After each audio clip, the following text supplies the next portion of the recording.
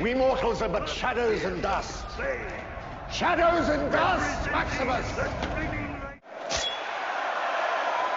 It's not often a movie explores so profoundly the most essential aspects of human nature and reality as a whole. Life and death, hope and despair, virtue and iniquity, meaning and absurdity, love and hatred are some of the concepts Gladiator delves into by pushing them to their extremes and pitting them against one another. A palpable tension is felt throughout the film as a result, leaving us viewers uncertain about our own lives and existence itself. Is there purpose to this life?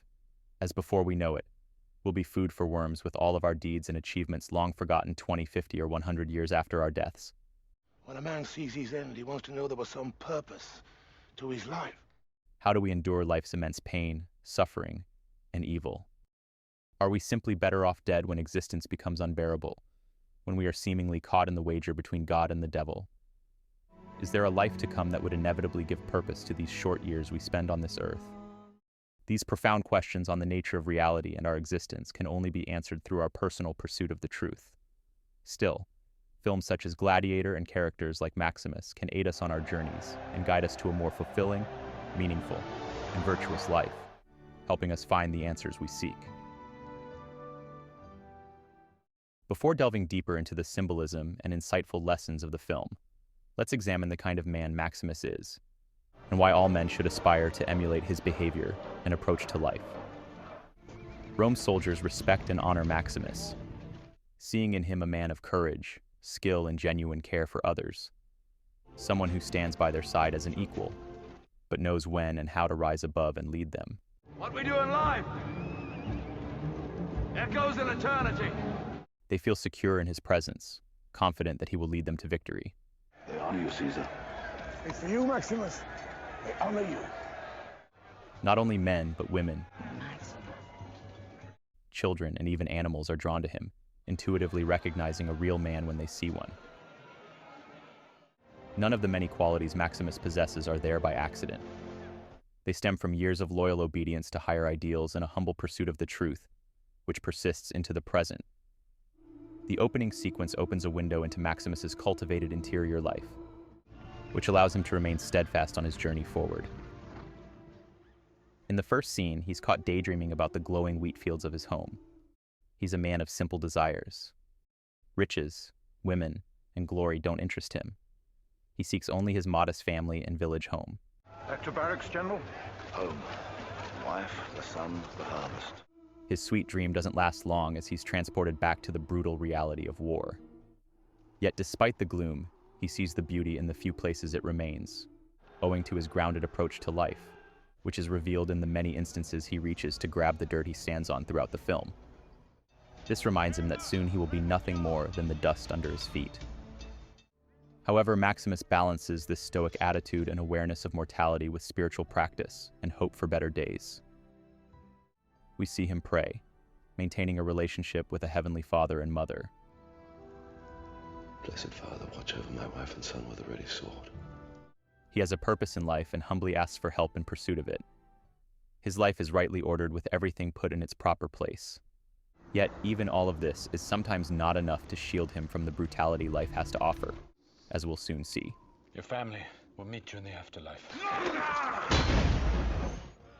The Emperor's son, Commodus, arrives after Rome's victorious battle led by Maximus, who plans on returning to his wife and son once the Emperor releases him from his duty as promised. Home. The animosity between the two creates the central dynamic that drives the story. On one hand, we have the humble, loyal Maximus, with whom we've already become familiar, and on the other, the jealous, resentful Commodus, who sees only himself and seeks only his own gain. Commodus is manipulative, power-hungry, envious, fearful, and disobedient. And Commodus? Commodus is not a moral man. He is the exact opposite of Maximus, yet so desperately desires to be the beloved general. And now you're the great man. Above all, he craves the praise and love of people, and even more so his father's affection. Kind word. One full hug. All of this has been given to Maximus, but it's not as if Maximus desired it and won it for himself. Rather, he selflessly sacrificed to higher ideals, and as a result gained what Commodus yearns for himself, yet miserably fails to attain. When we inordinately seek, worship, and idolize worldly success, honor, and praise, in the long run it inevitably eludes us. But when we attend to the highest first and foremost, we often receive precisely that which those of the world, such as Commodus, are so eager to gain, alongside the more valuable gifts of peace, love, and hope. What great myths, fairy tales, and stories often do is create characters that embody the extremes of good and evil. Gladiator does exactly this by borrowing from the common trope of the two brothers. It's the story of Cain and Abel, the prodigal son and his older brother, Thor and Loki, Jacob and Esau, and many more.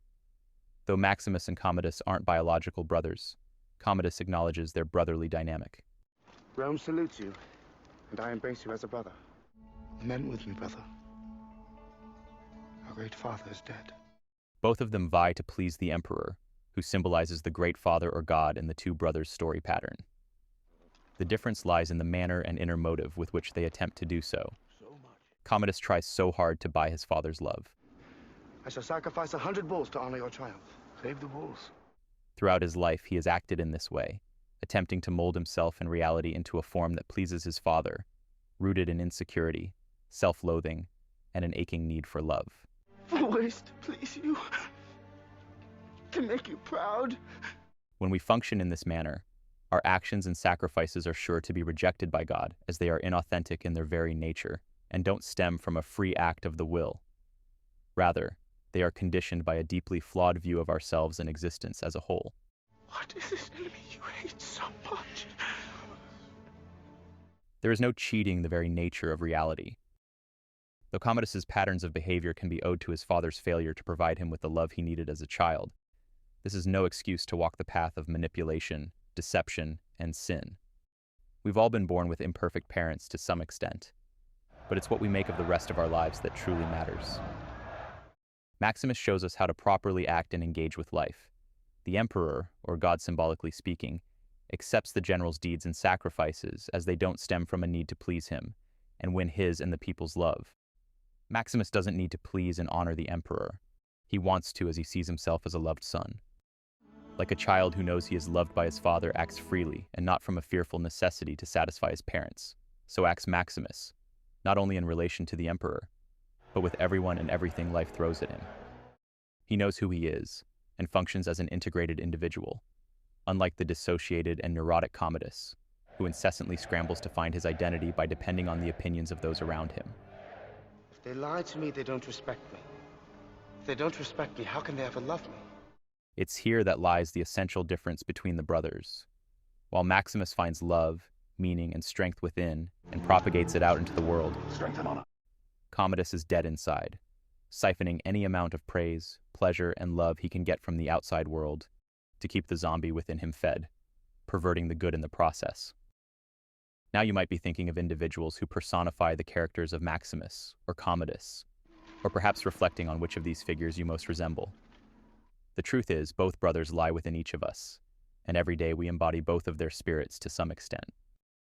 The question is, who holds the upper hand, and toward whom do we lean? Are we more often than not resentful, self-loathing, hateful, envious, and egocentric? Or do peace, kindness, healthy confidence, discipline, and love prevail in our everyday lives? Father. Regardless of how far we've progressed on our journey of self-actualization and spiritual growth, it takes only a moment for life and its sometimes brutal nature to bring us to our knees. This can happen even to the ideal man, Maximus, who through no fault of his own Why are you armed, Quintus? Guards! is thrust into a series of unfortunate events, revealing life's unpredictability, and how quickly it can descend into torment, or even death, alluded to by a rapid sequence of scenes beginning with Commodus's assassination of his father. But to the whole world, give you as only you've loved me. Maximus is then offered the devil's hand, but nobly refuses. He narrowly escapes certain death, but at what cost, as he makes haste to his village only to find his wife and son already slaughtered by the Roman troops.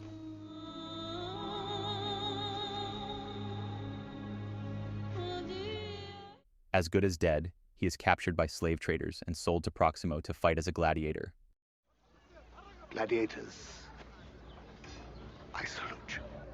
From a revered general eager to return to his beloved wife and son, to a slave about to be put up for slaughter in the gladiatorial arena all in a matter of weeks. It's the concept of the Wheel of Fortune in Roman philosophy, later echoed in the Roman-influenced Christian thought of medieval times. It illustrates how little control we often have over the terrible or wondrous external events that might occur to us. A simple spin of the wheel, and we can go from living like kings to pleading like beggars. What we can command, however, is the interior state of our being. We can control our attitude towards life and how we perceive the misfortunes that befall us. Maximus's example demonstrates how to confront even the gravest misfortunes.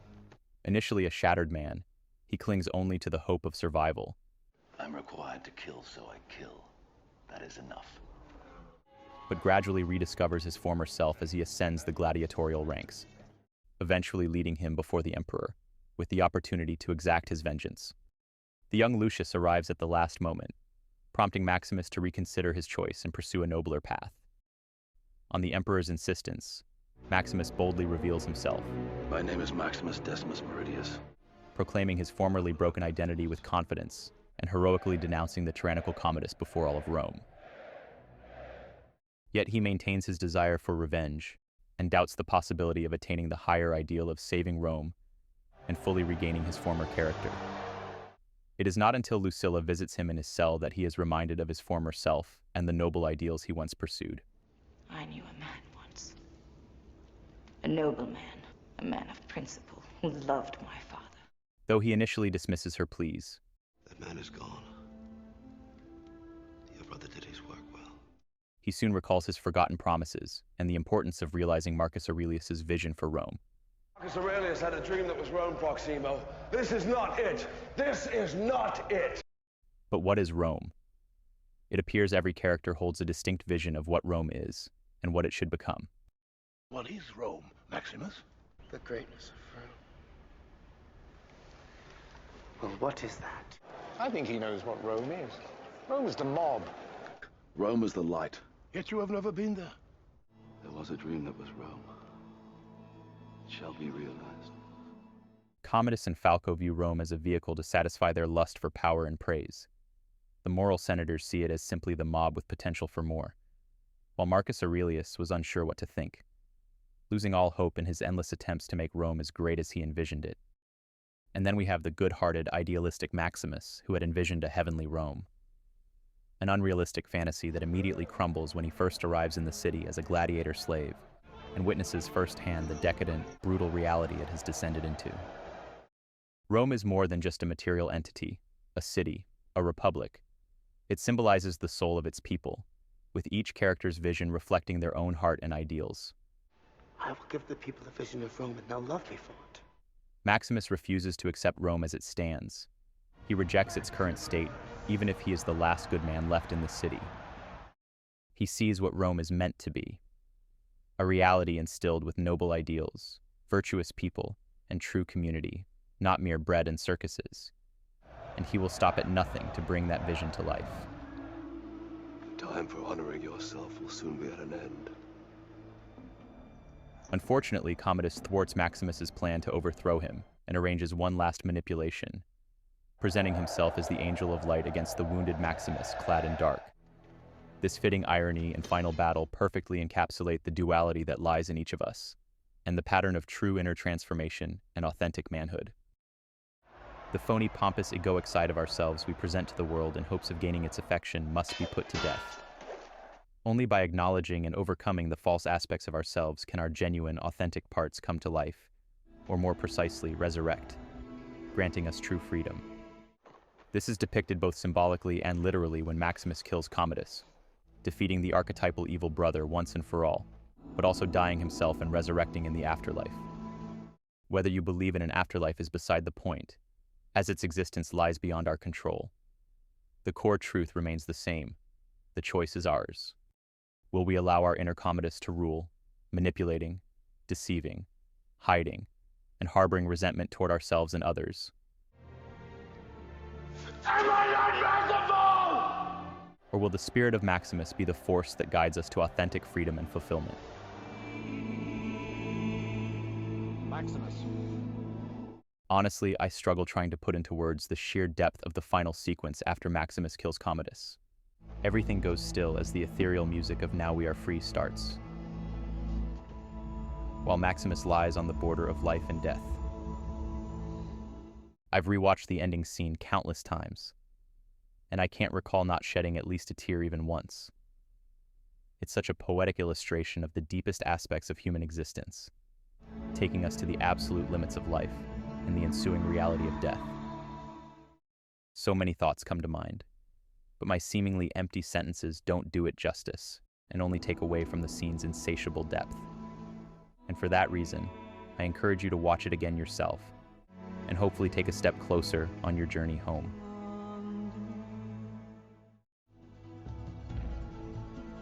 Now we are free.